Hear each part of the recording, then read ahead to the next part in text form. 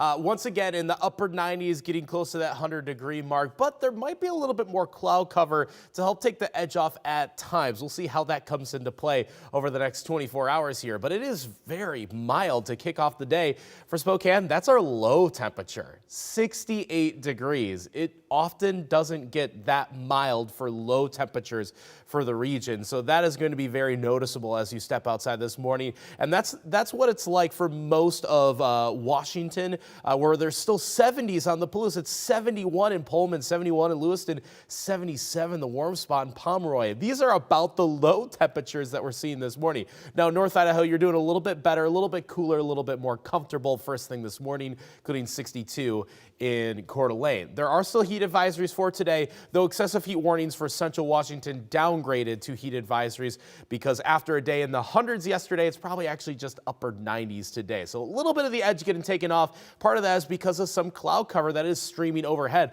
A lot of moisture in the upper layers of the atmosphere, but we'll be tracking if some of that will result in rainfall today, but certainly a better chance for rain and storms come tomorrow. We're tracking that for your forecast in just a couple minutes.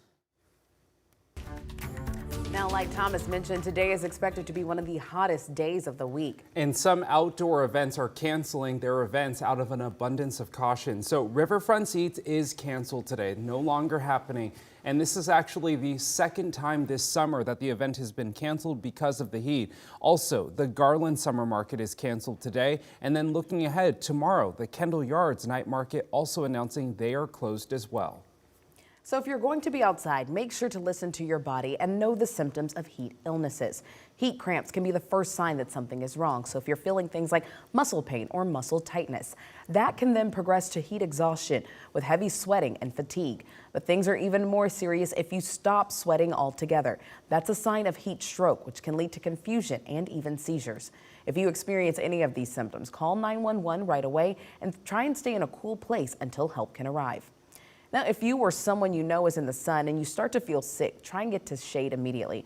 Also, apply a cool wet cloth to your head, neck, armpit, and upper leg area. Those are actually the areas where we lose 70% of our body heat. And of course, again, call 911 right away. And it is so important to not forget about your pets. They can feel the effects of heat just as bad as humans can. So you want to make sure that they stay hydrated as well. Never leave them inside a closed vehicle and keep your pets on the grass if you're out for a walk. Concrete and blacktop can burn their paws. So get this, 77 degrees in the air can make it as hot as 125 degrees on the pavement.